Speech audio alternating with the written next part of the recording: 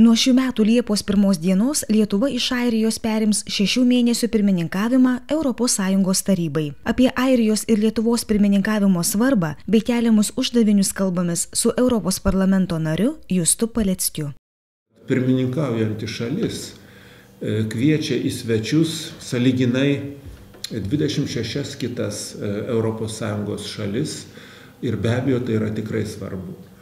Ir dažnai klausiama, ar Lietuvos pirmininkavimas labai padės Lietuvai. Aš atsakyčiau tą klausimą taip, kad taip, be abejo, bet ES kaip tik tai to pirmininkavimo esmė, kad pirmininkavimas turi padėti ir tai šaliai, kuri pirmininkauja, bet ir visai Europai. Ir todėl, tarkim, klausimai yra svarbiausi prioritetiniai klausimai, kurį kiekviena pirmininkaujantį šalis pasirenka. Nebūna taip, kad tie klausimai svarbus tik tai, tarkim, Airijai, arba tik tai, tarkim, Lietuvai, arba nedideliam regionui ES. Ne, tai turi būti visos ES prioritetai.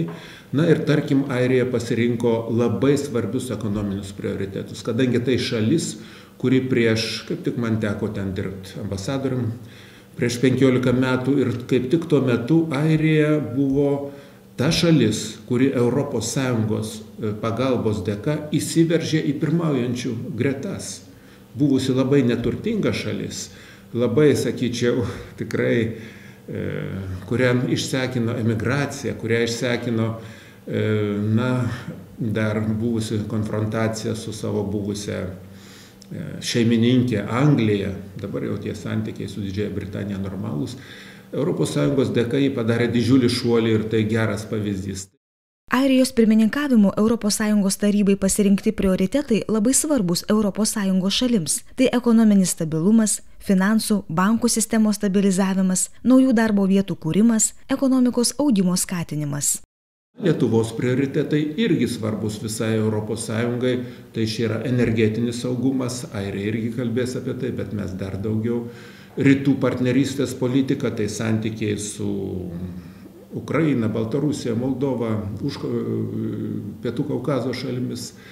Tai yra ir Baltijos jūros strategija, kuri svarbi didžiai daliai ES valstybių.